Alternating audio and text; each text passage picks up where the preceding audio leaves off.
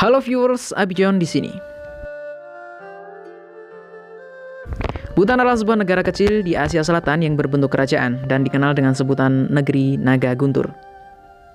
Wilayahnya terhimpit antara India dan Tiongkok. Nama lokal negara ini adalah Drukyul yang berarti negara naga. Simbol naga sendiri dapat ditemukan di bendera dan lambang negaranya. Pemerintahan yang dijalankan dengan kekuasaan monarki absolut berakhir ketika konstitusi baru dan pemilihan Perdana Menteri dilaksanakan. Raja Jingme Singye Wangchuck yang memimpin sejak tahun 1972 mengumumkan menggelar pemilu pada tahun 2008, sekaligus turun tahta.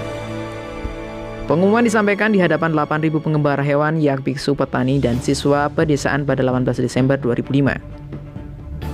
Pengumuman disebarkan melalui harian Queensel. Sebelumnya, Raja memperkenalkan rancangan konstitusi dan menyatakan pensiun pada usia 65 tahun. Atas ide ini, sebagian rakyat tidak berpendapat karena khawatir terjadinya praktik korupsi, kolusi, dan nepotisme. Tetapi, pada tahun 2006, sang raja mengundurkan diri dan digantikan oleh putranya. Secara historis, Bhutan dikenal dengan banyak nama, seperti Lomon atau negeri kegelapan dari selatan, Lo Sengjong, negeri cendana dari selatan, Lo Menkanzi, negeri empat tujuan dari selatan, dan Lo Menjong, negeri obat tumbuhan dari selatan.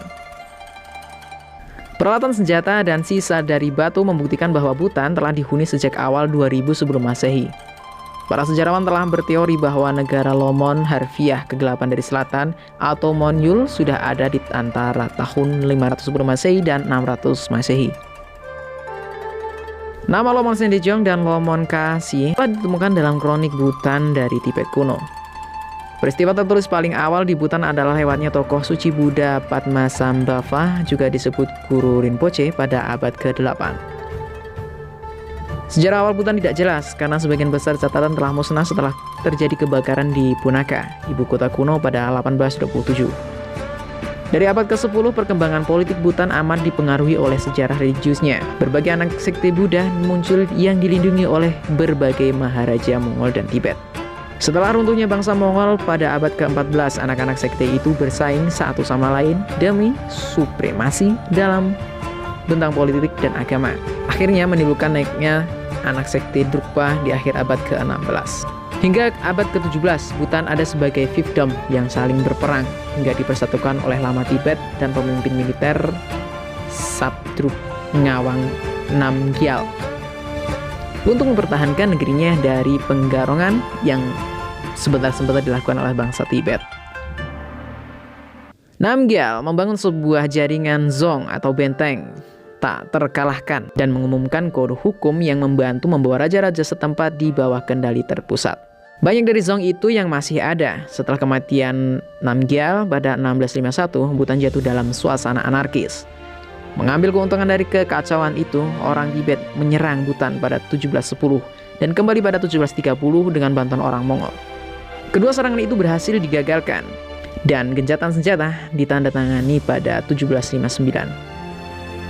Meski menjadi salah satu yang terkecil di dunia, ekonomi Bhutan telah berkembang pesat sekitar 8% pada 2005 dan 14% pada 2006.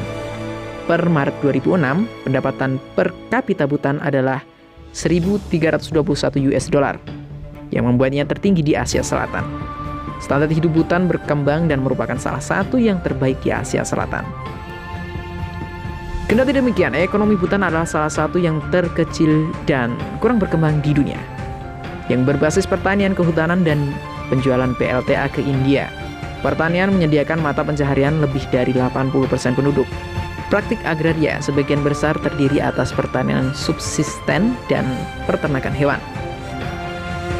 Kerajinan tangan, khususnya menjahit dan produksi seni keagamaan untuk altar rumah, merupakan industri kecil milik rakyat dan sumber sekian pendapatan. Kini, Bhutan tidak memiliki jalur kereta api meski Indian Railways merencanakan menghubungkan Bhutan Selatan dengan jaringannya yang luas di bawah persetujuan yang ditandatangani pada Januari 2005. Jalur perdagangan masa lalu antara pegunungan Himalaya yang menghubungkan India ke Tibet telah ditutup sejak pengambil alih militer atas Tibet pada 1959. Kegiatan penyelundupan tetap membawa barang-barang RRT ke Bhutan. Kendati demikian, Bhutan menawarkan hamparan bukit yang pemandangannya cukup menakjubkan.